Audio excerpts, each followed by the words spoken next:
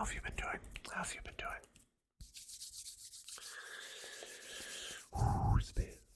It's been cold. It's been cold here. So today, we're gonna have a look at something really special to me. Something really special to me. We're gonna have a look at three of them, in fact, three of them. Three different World of Warcraft strategy guides. All three of them are over 10 years old. This one, 15 years old. Crazy. Crazy, I know. Now, the ones that we'll be looking at will be World of Warcraft, Wrath of the Lich King, World of Warcraft, Cataclysm, and World of Warcraft, Mists of Pandaria. Now, I've played World of Warcraft since Burning Crusade, since I was 8 years old, but I have the original two strategy guides, but they're not here with me in Australia. They are in the Netherlands, and I even tried to purchase those two here in Australia, but they're extremely hard to get in good quality, or honestly at all. Either too expensive or unreasonable. So today we'll be looking at these three. These are my personal ones. I did not buy these. I've owned these since the games came out, since the expansions came out. Now, they're very dear to me now. World of Warcraft nowadays, it is not as dear to me as it once was. And I loved World of Warcraft for many, many, many years. But now, it is more sometimes I dive into to see what's new, etc., but not religiously like I used to in the past when I was a child. But I still hold these dear because they give me so many good memories when I was younger, right? So let's have a look. The first one we'll be looking at is the Wrath of the Lich King, arguably the best expansion of the entire game. I think many people will agree. Now, this one is a lot thinner than the other ones, and in fact the two that came before are even thinner than this one. Oh, and side note, I have one more book coming that I purchased that is also a World of Warcraft related book, but it is not a strategy guide in the normal sense, or a general strategy guide. It's going to be a more in-depth look at a certain aspect of the game, which I've never had before, and I purchased it for quite cheap, so that was lucky. And you'll be seeing a video about that quite soon. In any case, this is World of Warcraft Wrath of the Lich King. These are all made by Brady Games. If we look at the back, we can see here the Lich King awaits. The Death Knight class, of course, was introduced. Master the Death Knight, the first hero class in World of Warcraft. Learn how to navigate the Death Knight's distinctive starting zone and discover how to gain abilities through the Death Knight's exclusive quest chain. Of course, a hero class starting at a different level than the regular classes like the Demon Hunter would in Legion 8 years later. New dungeons. Complete all the quests and utilize elite tactics in conquering the massive bosses that dwell in the deep, dark places of Northrend. Arenas. Get tips, strategies for 2, 3, and 5-person arena combat. Learn quick and easy ways to increase your team rating and earn more arena points. Northrend. The icy reaches of Northrend await all who dare oppose Arthas, the Lich King. From the Death Knight's Scarlet Enclave to Northrend's starting zones of Howling Fjord and Borean Tundra, we provide easy-to-use maps, highlighted with faction-specific quest hubs. Class updates. Catch up with all the changes with a concise breakdown of the new talents and abilities and how they change class builds. Inscription.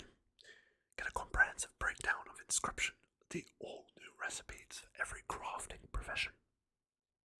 Factions, quests, achievements, and more. This was apparently $24 US, 27 Canadian dollars, and 16 UK pounds when it came out. I do not remember how many euros it cost. 2008 Brady games. You can see here the damage over time because, of course, it was my personal one since I was a kid. And although I took very good care of this sort of stuff, general wear will happen over time, and that's just stuff that happens. I never had it in plastic sleeves or whatever, so it gets damaged sadly, but trust me, the Cataclysm one is way worse. Alright, let's open it up. Table of contents here. Changes in the game, death knights, classes, all the different new zones, dungeons, PvP, factions, crafting, quests, and achievements. Of course, this was the first game to introduce achievements to World of Warcraft. Here it shows you a bit of an introduction to the story. A cold wind blows.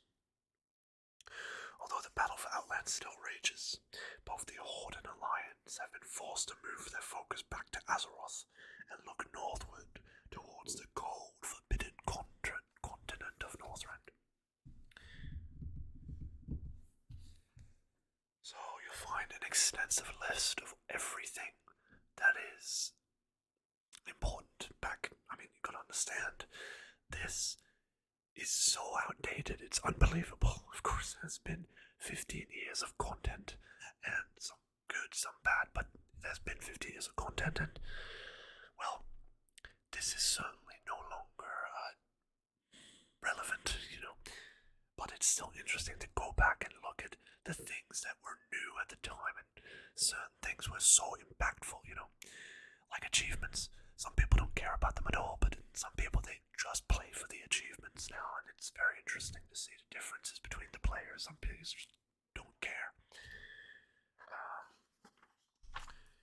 Here we go. Oh goodness, the old, you can see the old menu system, or the old character system, characters menu screen, right? The player window, right? It says it right there. So, see, we see things like stat changes, pets and mounts. Yeah, this was I believe, this was the place where you finally had a pets tab, which was great. Here you can see Chili. Someone was Chili, and I believe that's the Netherwing pet, the special edition Netherwing pet from the Burning Crusade. You see the currencies. Oh my goodness! Badges of Justice, honor points, venture coins, marks of honor, arena points. Glyphs, yeah, I remember that. Glyphs, the old menu is interesting. You have see now, you have a clock. How revolutionary. Interesting. And of course, brought the level cap to 80, which was huge.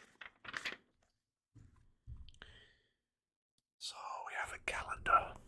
Obviously all standard stuff nowadays, but back then, it was a different type of game completely.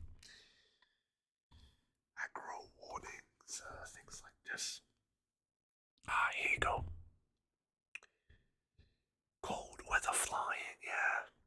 That was very interesting that you'd had to learn cold weather flying. You may be thinking to yourself, flight paths? Who needs flight paths? I've got a flying mount. However, your land mounts are about to see more use than they have in a while. Flying in Northrend takes a special skill called cold weather flying, which was pretty darn expensive if I remember correctly. And you'd have to be level 77 to learn it, because you needed to get into Storm Peaks and places like that, or around those places. Many of the racial abilities have been expansion. Some have been even removed.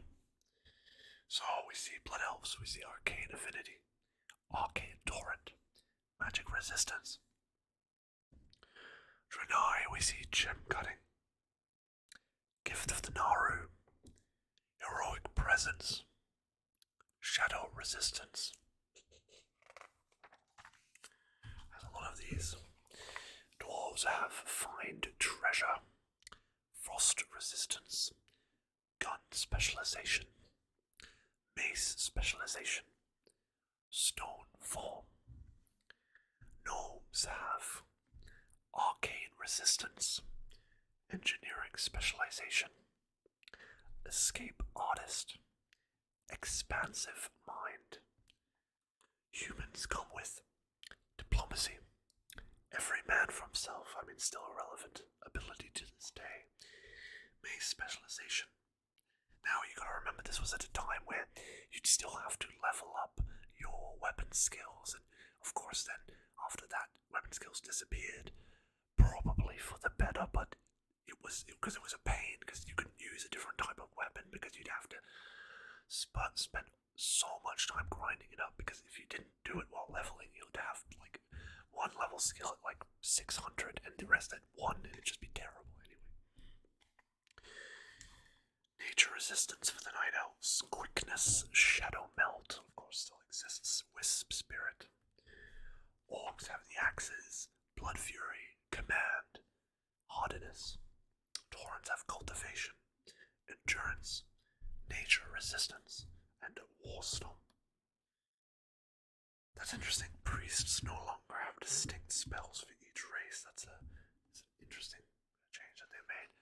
Trolls have Beast Slaying, Berserking, Bow Specialization, Regeneration, the Voodoo Shuffle, and the Throwing Specialization. Undead have Cannibalize, Shadow Resistance, Underwater Breathing, which is interesting, Will of the Forsaken. And now we have things like this. The barber shop, again, something that's so common now, so, it's something you need now. Everything is about customization and this sort of stuff, player freedom. But back then it was brand new and it was crazy, so Grandmaster Crafting, when you had different levels, it's crazy going back and looking at all this stuff. Emblems of Heroism, the things you can buy. It has the exact stats, even though, most of this stuff you can probably not even buy anymore. Emblems of Valor, the things you can buy with them, it's crazy to see. All the different new dungeons that they added, right? So you had Ancanet, the Old Kingdom, Azul Narub, Caverns of Time's got a new dungeon in the Culling of Strathel, Gundrak, Draktheron Keep, the Nexus, and the Oculus, which, if you know about the Oculus, that is certainly one that is to this day very much a hated thing, to the point where, for some reason, it's in the Time Walking rotation, almost as a joke, and if you get that dungeon in Time Walking, the whole group just leaves. They just leave because it's just not worth the time and effort to do because it's so annoying. Ulduar had 2 dungeons, the Halls of Stone and the Halls of Lightning.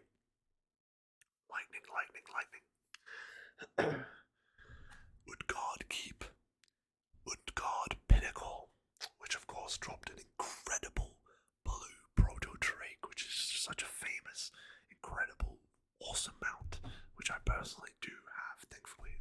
It's very cool. And Violet Hold in Dalaran. You can also now share quests, which is again such a common, normal thing now, but we take it for granted. And then we have the four raids that the game launched with. So we have the 3 smaller raids, which were the Nexus with Malagos, or the Eye of Eternity, sorry. I don't know what it says there, the Nexus, the Eye of Eternity. The Obsidian Sanctum with, what's his name? can't remember. Uh, the Fort of Archivon, where you get the Grand Ice Mammoths and such. Oh no, not the Grand Ice Mammoths, the War Mammoths, right? Because the Ice Mammoths are from the Sons of Odea. Naxxramas, which of course is incredible, and anyone who played Naxxramas at the time, it wasn't classic Naxxramas, but it was still cool. It was Naxxramas. It's a great raid. Phasing became a thing. And then we have, of course, here you see the Death Knight starting zone. So here we have Death Knight is the first hero class ever available in Warcraft. It shows the Scarlet Enclave here. And it would bring you from level 55 to level 58, where you can then join or immediately start questing in Outland at level 58. Go to Hellfire Peninsula, start questing through Burning Crusade, right? And then after that, jump right into Northrend. Talks about rune forging and the unique mount you can get as a Death Knight, or actually two unique mounts, right? The winged ebon steed and the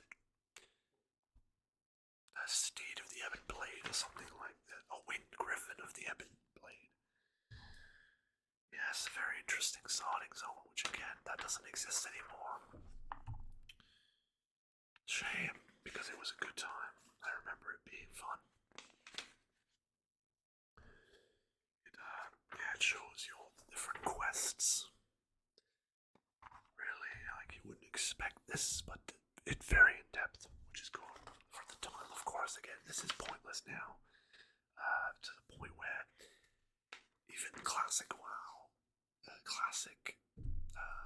I don't think is like this. I think it's still changed, but who knows?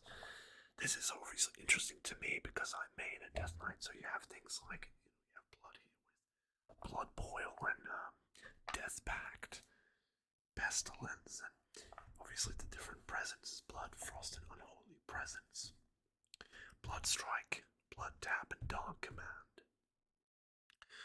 Frost, of course, Chains of Ice and Power Rune Weapon, Frost Fever, Horn of Winter, Icebound Fortitude, a big one, Icy Touch, Mind Freeze, obviously Obliterate, that's the main boy, Path of Frost, Rune Strike, and Rune Focus. I don't think Rune Strike is in there still. I think Rune Strike's gone. Anti-Magic Shell, Army of the Dead, Blood Plague, Death and Decay, Plague Strike, Death Grip, Death Strike. I mean, it's, you know. Oh, and look at this. If you can see that, the old talent trees, very different to what they are now. But actually, I mean, they're quite similar to what they are now. But for a long time, this didn't exist, it was a shame because, but a lot of people, including me, really like this system. I don't know. Anyway, so it shows us all the different talents you can get. An insane amount of talents. Hysteria, Vendetta, Sudden Doom, Will of the Necropolis, Might of Mulgrain, Icy Talons, Killing Machine, Glacier Rot, Death Chill, Endless Winter, Blood of the North, Guile of Gorefiend, Epidemic, Morbidity, Necrosis, Impurity, Shadow of Death, Blood-Caked Blade, On a Pale Horse. A bunch of different talents, and now it actually goes to the other classes. It plays all the talents for every single class. Incredible stuff. Let me have a sip of water here.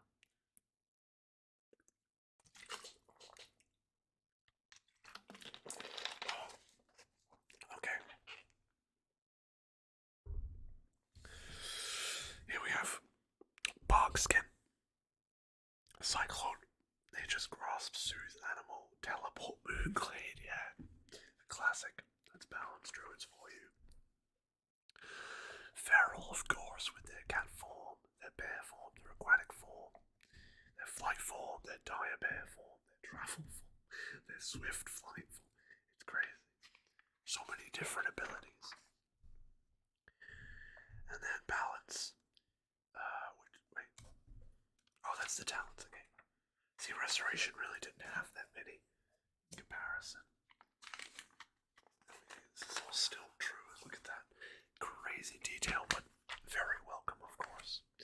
We have the Hunters with the different aspects, right? So we get aspect of the beast, aspect of the cheetah, of the dragon hawk, the monkey, the pack, the viper, the wild. The beast mastery. For marksmanship, we have different shots. We have arcane shot, we have concussive shot, distracting shot, kill shot, multi-shot, scorpion sting, serpent sting, steady shot, tranquilizing shot, and viper sting. Crazy stuff. And then we have survival, but personally never been a fan of survival. We have the hunted talents again, a ton of them, which is it's very, very well nicely listed. It's very cool. But there's just so much, and even lists all the pet talents. We have mage, arcane, fire. Well, of course, mages with their famous polymorph. We have blizzard. We have frost with their blizzard spell, arcane, and fire. We have a bunch of different spells. Molten Fury, World in Flames, Burnout, Living Bomb, that's an iconic one. Cold Snap, Frozen Core, Cold as Ice, Icy Veins. Water Elemental, of course, the famous Frost spell for PvP. Obviously, the different seals as a paladin. Blessing of Wisdom, Lay on Hands, another big one.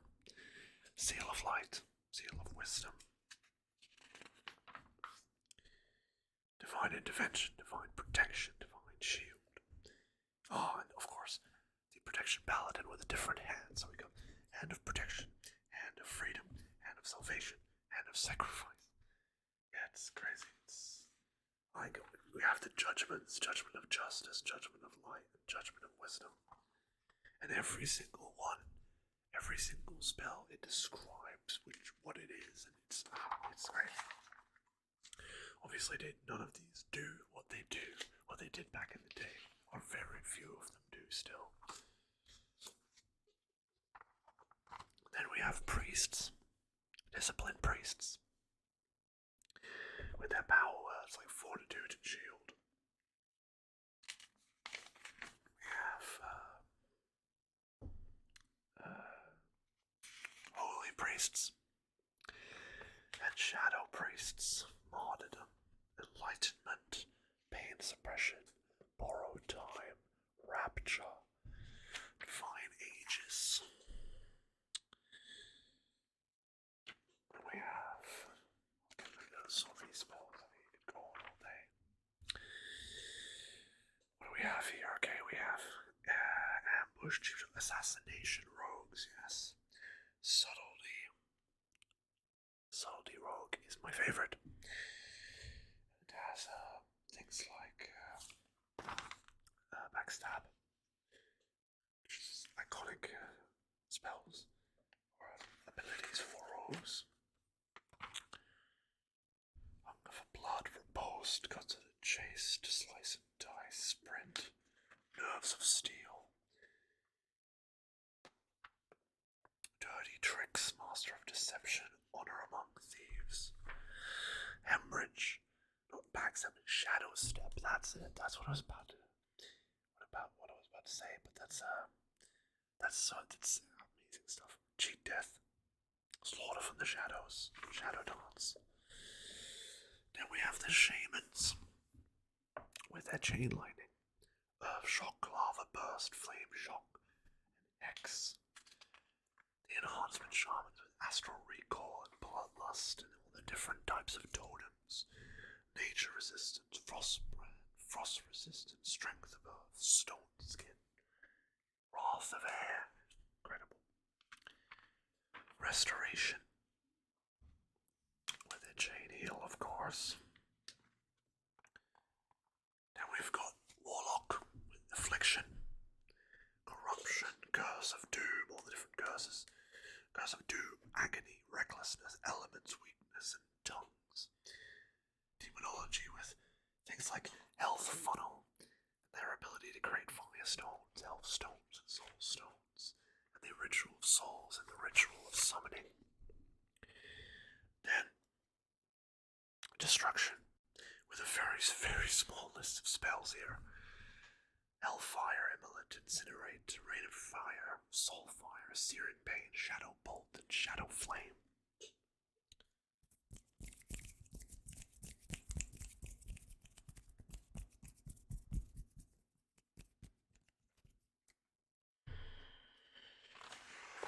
Oh yeah, there's a lot. There's a lot. It's very impressive, but we have to get through because otherwise I'll be here forever. I mean, you could spend a whole video just looking at this book and going through every different spell. And if I still remembered all this stuff, if I had been actively playing since the beginning to this day, I could probably tell you what everything does, but I do not remember. I remember a lot of stuff from WoW or Warcraft, but I do not remember everything, especially not what certain abilities do and such. We have, of course, the warrior arms, fury, and protection.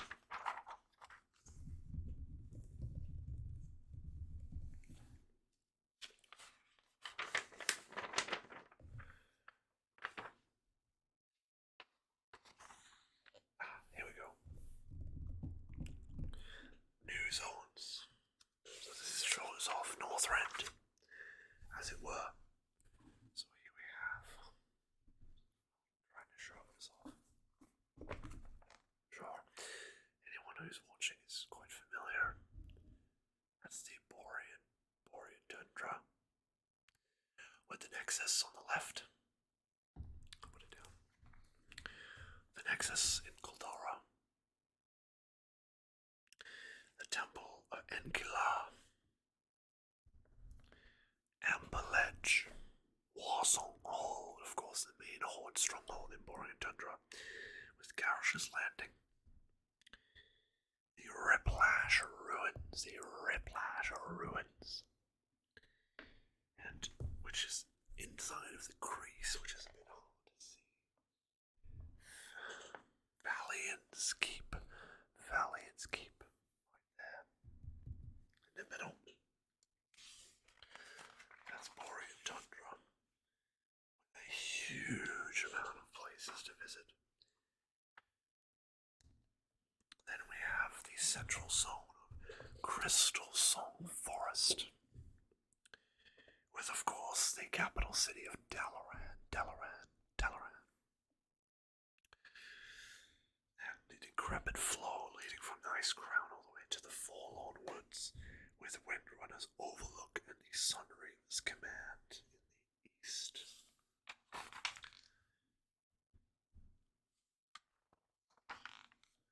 Then we have the city of Dalaran itself, with the Violet Citadel, of course, the big landmark, right?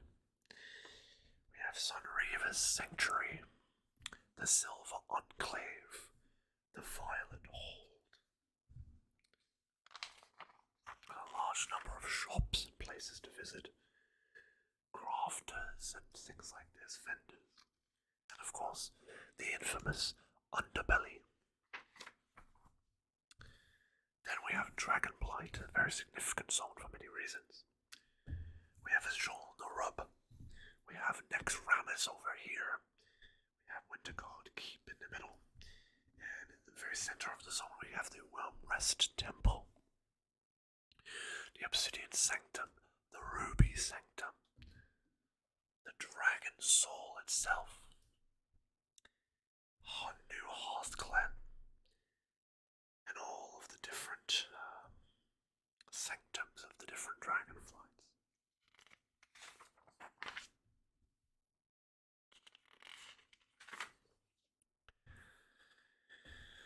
we have the same thing. Here we have the same thing with Tractaron Keep, Venture Bay, Grizzlemore, Blood Moon Isle, all located within, personally, my favourite zone, next to Salazar Bazin, and Harling Fjord in Northrend, which is Grizzly Hills. It has some of the nicest music in any of the zones in World of Warcraft, in my opinion. It's so funky. Very lovely zone to explore and quest in. Comfy and beautiful. With lush green forests. Similar to Howling Fjord here. But it's a bit more open. It's a bit more less comfy and more not abrasive, like something like Borean Tundra could be considered abrasive. This is not. But it is certainly something. It is not like Grizzly Hills. You have these large cliffs on the outside with these big lifts that carry all the way up to the land. With on the left side here, we have Westguard Keep, Kamagua, the ancient lift. On the east, you have Vengeance Landing. In the center, of course, Utgard Keep and Utgard Pinnacle. And then we have Valgard and New Agamand. A bunch of, just like Borean Tundra, there's a lot more fighting going on, a lot more combat in these sort of zones. As they were, of course, the two starting zones for the different races, the different factions coming to Northrend.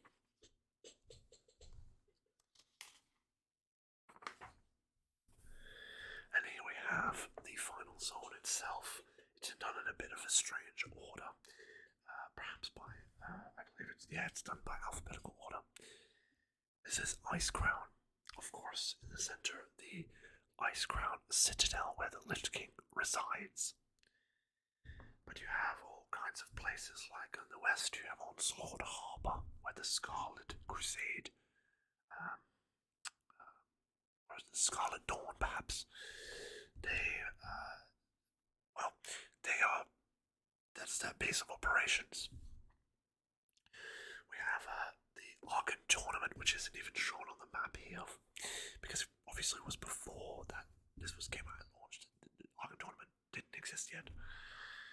Syndragosa's Fall, the Shadow Vault, the Argon Vanguard. Very interesting, very depressing zone, but it does it well. It has a good atmosphere. Salazar Bazin with the different pillars. So the Mosslight Pillar, the Skyreach Pillar, the Suntouch Pillar, the Glimmering Pillar, and the Lifeblood Pillar. The Avalanche in the northeast and the Maker's Overlook, with Nessingwary's base camp on the west side, and in the center, River's Heart. A beautiful jungle zone dominated by dinosaurs and a lot of murlocs or what are they called, if I remember correctly, the oracles. And I do not remember the opposite side of the oracles. Goodness. No matter. Perhaps it will explain. It should, because of course this is Wrath of the Lich King. It will explain. Here we have the Storm Peaks. The zone that you really, just like Ice Crown, but really this one, you need flying. You needed the cold weather flying to get around properly.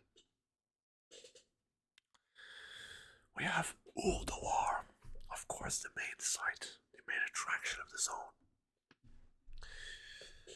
We have the Terrace of the Makers, Frosthold and the Temple of Storms, and Thunderfall in the east, and also the Goblin settlement of K3.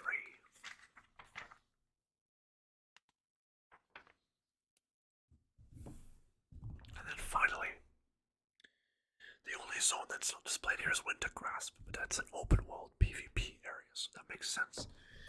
This is Soul Track, probably one of the more interesting zones in the region.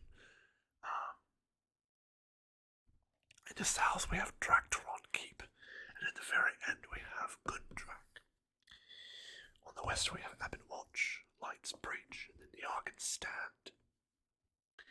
In the east we have certain altars, like Harkoa and Saratus. Very troll based. I mean Zul, right? It's a civilization of trolls. The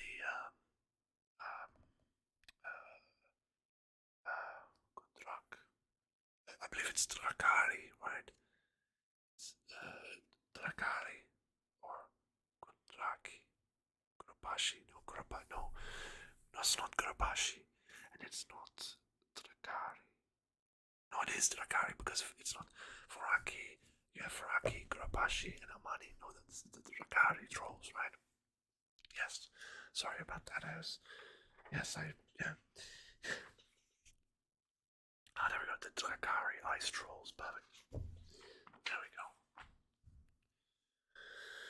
Now we have the dungeons, and it even displays all the different units or all the different enemies you'll face. It's pretty interesting. Pretty crazy. This is Utgard Keep. Utgard Keep here. See, it even tells you who to bring, which is cool. It's very, very cool that they've done this. The bosses in this dungeon are Prince Keliseth, Dalron the Controller, Skorval the Constructor, and Ingvar the Plunderer. With a detailed description of every single boss. Very, very cool. Second, we have the Nexus. The Nexus. Wait. That's interesting. Wow. The game only explains 4 of the dungeons, not any of the other ones. That's interesting that they choose to do that. Here we have the Nexus in Borean Tundra. 4 bosses again. Kind of a common theme in this time of World of Warcraft. 3 or 4 bosses was the norm. Grand Magus Telestra. I live in Australia. I almost thought it said Telstra. That would be funny. Anomalous. Ormorok the Tree Shaper. And Karistraza.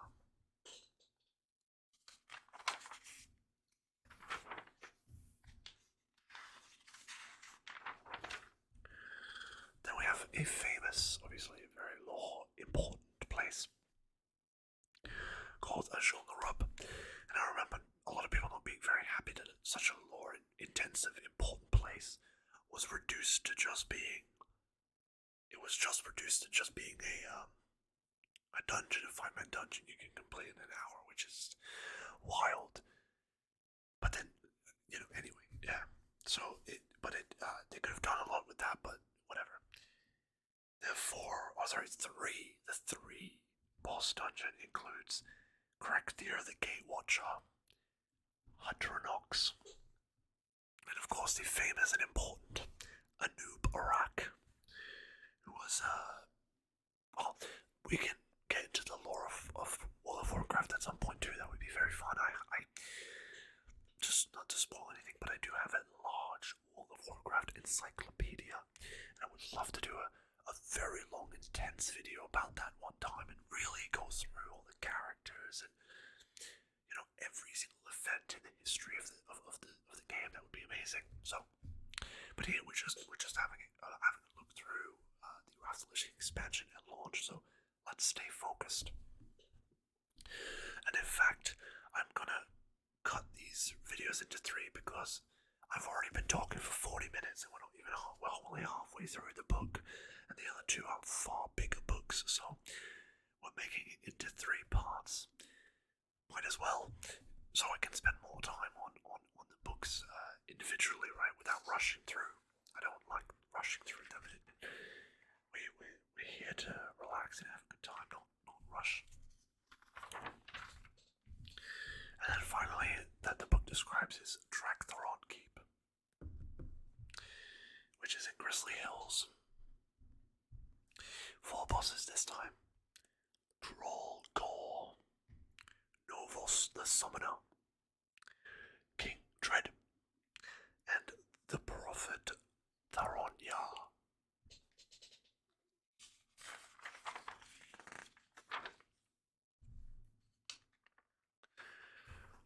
Always reminds me of Hakar, the Avatar of Hakar, because it's the same model, but Hakar, man, what an incredible boss fight that was.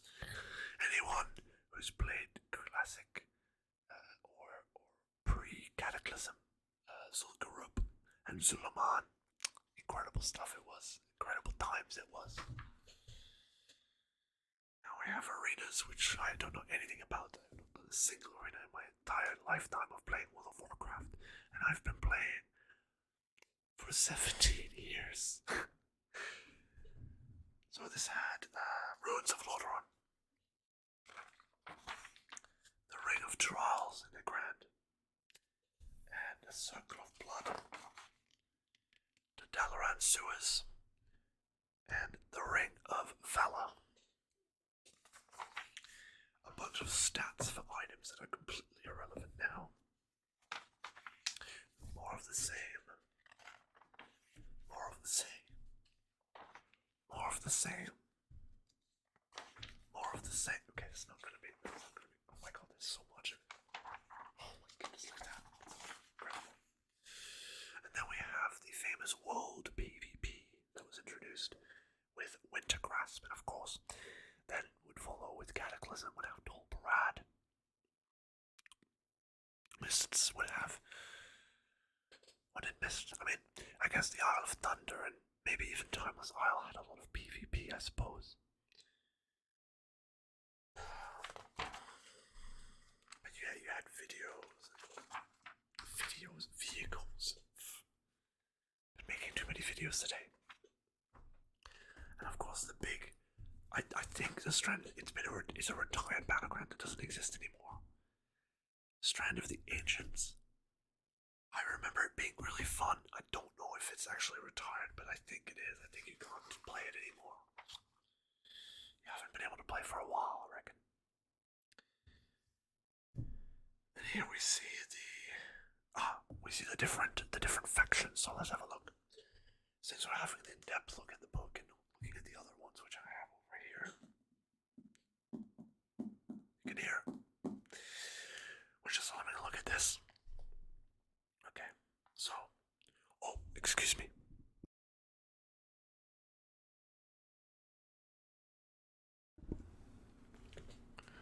Sorry about that. Just some water. I've been coughing a little bit today. I think from cleaning. I was cleaning before, and I think the dust got me good. The Alliance Vanguard. The Alliance Vanguard encompasses all of the Alliance forces at work in Northrend, including those of the Explorers League, the Silver Covenant, the Valiant's Expedition, and the new allies, the Frostborn.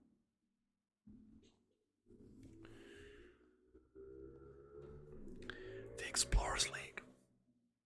The Explorers League has long dedicated itself to learning as much as possible about the origin of the dwarves, and through this pursuit has amassed perhaps the most extensive collection of knowledge in all of Azeroth.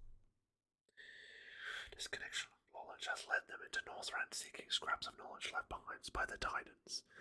Though exploration and learning are at the heart of their existence, they recognize the threat posed by the Lich King, and they put their impressive resources to work against his forces. The Frostborn are a previously unknown race of frost dwarves found in the mountains of Storm Peaks. Their king, young Stormheart, has opened alliance forces. Though they have their differences with their dwarven brethren, they also have much in common. The Silver Covenant. The Silver Covenant is a militant part of the Kirin Tor, led by the High Elf Arisa Windrunner, the sister of Illyria and Sylvanas. They disagree with the Kirin Tor's possible acceptance of Blood Elves into their ranks and have separated themselves from the main body of Dalaran's ruling faction. Valiant's Expedition. The Valiant Expedition is the most numerous of the Alliance forces in Northrend. Though it falls under the command of King Varian Wren, field commanders direct the day-to-day activities of the forces they work to thwart the Lich King's plans. Then we have the Horde Expedition. The Horde Expedition oversees all of the Horde forces in Northrend, including the Hand of Vengeance, the Sun Reavers, the War Song Offensive, and the Horde's new allies, the Dunka.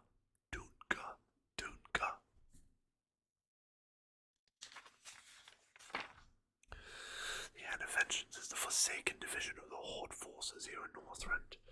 None understand better than the Forsaken the danger the Lich King and his Scourge members pose. The Dunka, these strong, stoic peoples, are distant cousins to the Dorans, and share that raised bond with nature through the harsh climate of Northrend, has shaped the Dunka's relationship with the world differently than that of their ancestral relatives. The Sun Reavers. Named after Archmage Aethys Sun Reaver, this faction urges the Kirin Tor to admit Blood Elves to their ranks. In this cause they have allied themselves with the Horde and they control the area of Dalaran known as the Sun Reaver's Sanctuary.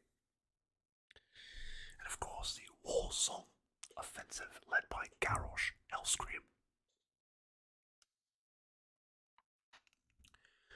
Then we have the Frenzy Hearts and the Oracles, that's what it's called, the Frenzy Heart. We have the different neutral factions.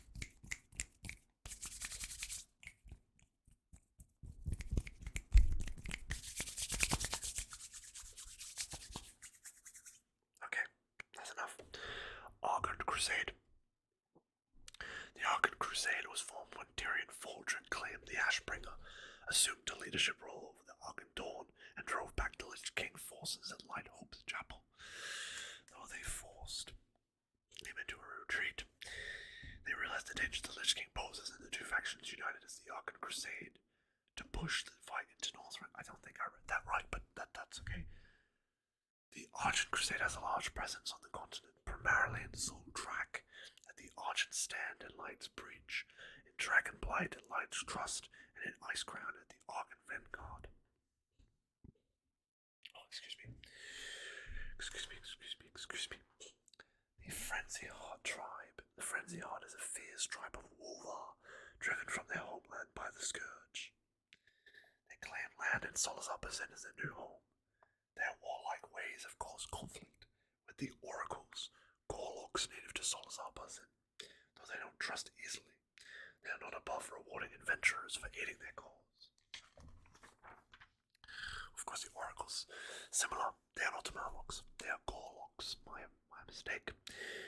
They are a loose collection of Gorlok tribes. They are an evolutionary offshoot of Murlocs, and they have many similarities, but demonstrate distinct physical differences. They have long considered themselves the keepers of the leftover Titan technology. Even though they don't understand it, they consider Frenzy Heart incursion into their territory to be a grave threat. Of course, we have the Kirin Tor. The Kirin Tor is a very closed, off-sexed. Sorry, my apologies. Let me just 1 second. I'm gonna have one more sip of water.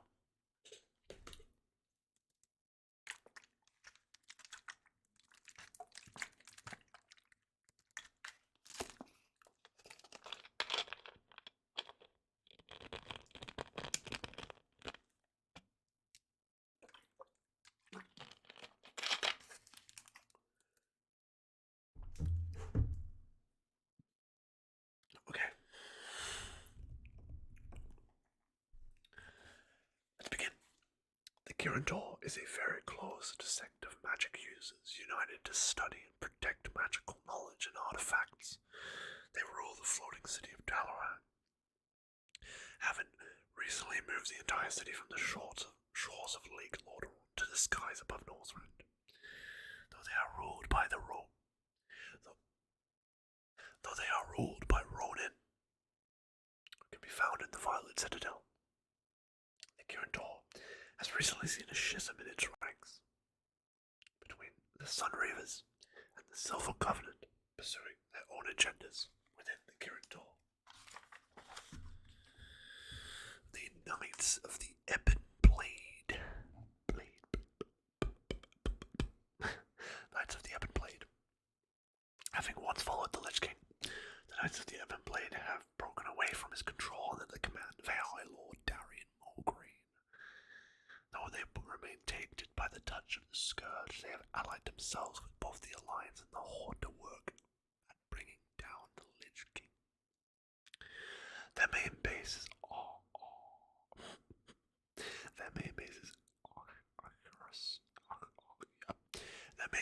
is the Ebon Hold, the reclaimed necropolis floating above the eastern Plaguelands.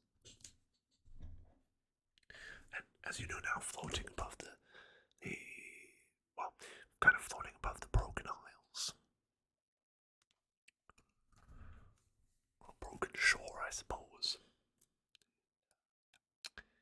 The Kaluak, the tribe of Tuskar, native to Northrend, earn their living primarily through fishing and whaling. Though they are peaceful by nature, they often find it necessary to defend their homes from incursions of Kvaldi and other enemies, and fight fiercely when necessary. They're one of the first factions that both players encounter that are open to both the Horde and the Alliance.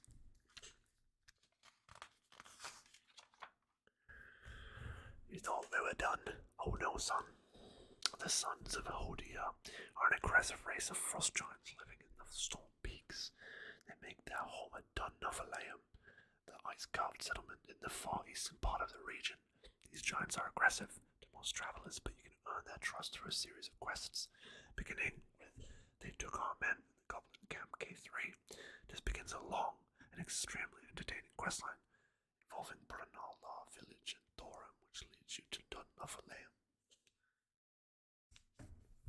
And of course, you can eventually get the Ice Mammoth mounts from them. Do well. Then we have the Wormrest Accord, ran by as the Blue Dragonflight seeks to control all of the world, all of the magic in the world, the other dragonflights, the other dragonflights, yeah. Red, green, blondes, and black have united under the Wormrest Accord to stand against the Blue Dragonfly and do what they can do against the threat of the Lich King. Through the Dragonflights have all their representatives, usually in human form, throughout Northrend. Their base of operation lies in the Wormrest Temple in central Dragonflight. It is here that you'll find their leader, Alexstrasza, the Life Binder of the Red Dragonflight, along with representatives of each of the other united Dragonflights.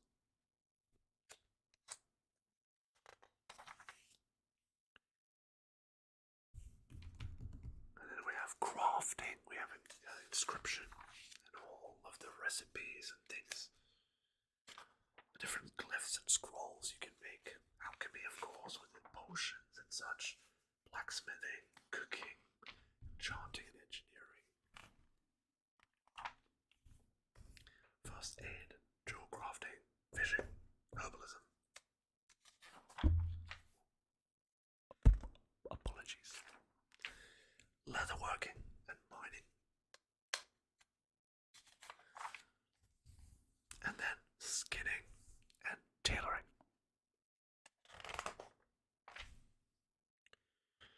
And then it lists all the different quests of the game. I mean, pages upon pages. Pages upon pages of quests. Like, honestly, like pages upon pages. Dozens and dozens of pages of quests.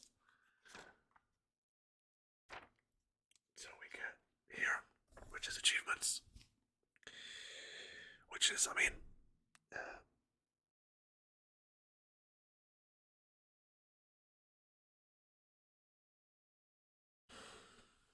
see, this was brought in Wrath of the Lich King, and it's still a big feature today. So you can see here all the different things. I mean, look at how small amount, like the amount of quests or achievements there are when there's now like 44. I don't know the reason, like 27 achievements. There's got to be like, I don't know, 700 of them now, at least. Oh, maybe not 700. Oh yeah, no, yeah. Oh yeah, because look, oh, there's heaps. Okay, there's a lot more than I think, because I just saw 14. Okay, it's actually quite a bit that they added. But then there's like, okay, does it say anywhere? 750, but isn't it like 2,500 now, something like that? 3,000, something crazy. All the different things. Oh wow, look at this. It actually tells you all the different feats of strength you can get, which is super cool, right? Murky, from the Daryl's Hill, Big Blizzard Bear. People, oh, the why, because it's red. I have that. The Warclaves, Sulphurous, Suntan the Fury, Amani Warbear, Hand of a Doll, Champion of the Naru. All the PvP titles. All the Realm Firsts. Imagine having that Realm First level 80. That's crazy. For obtain the ashes of whatever.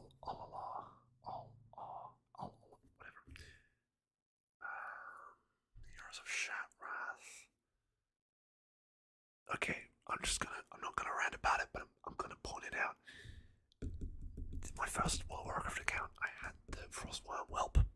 Yeah, I had that. And then my account was hacked.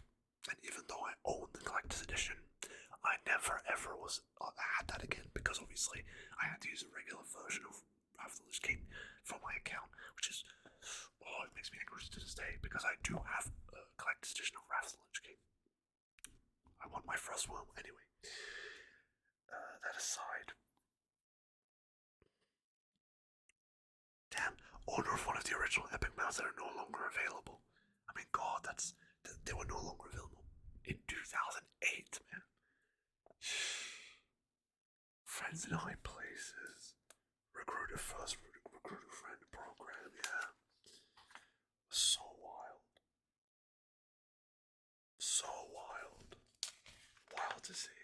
Yeah. Knuckle sandwich the unarmed skill to 400. That's crazy. Player versus player. Arena. I have the Storm Strand of the Ancients. Awesome Gulch, Winter Grasp. All the dungeons and raids. All the professions. All the quest achievements. All the reputation achievements. The world events, Hallows End, Children's Week, Brewfest, Lunar Festival, Midsummer, Love is in the Air, Wintervale, and Noble Garden. And then we have reached the back of the book where it shows the people who wrote this guide. Very, very nice. Oh yes, Steel Series, Newegg, GameStop, Amazon. Crazy. Oh my god, that's so cool. I have some of these at home, which is insane. Oh man, it's crazy, crazy to see. But that was the Wrath of the Lich King, World of Warcraft book. We've just gone over 1 hour, and I think this is where we'll leave this video off. I do indeed. I will show you. I do indeed have. You can see how messed up this one is. Look at that. This went on holiday with me everywhere. You can understand I was 12. Not even 12, but yeah. Well, definitely this one has certainly been used. We'll have a look at this one in the next video. And then here we have Miss Madari, which is actually in really good condition because I barely use this one compared to the other two. And I mean, yeah, it's a lot less used than the other ones. So, thank you so much for watching. I really, really appreciate it. I really, really appreciate it for everyone watching it. Thank you so much. I will see you in the next video. Bye bye. Thank you once again, and I'll see you soon.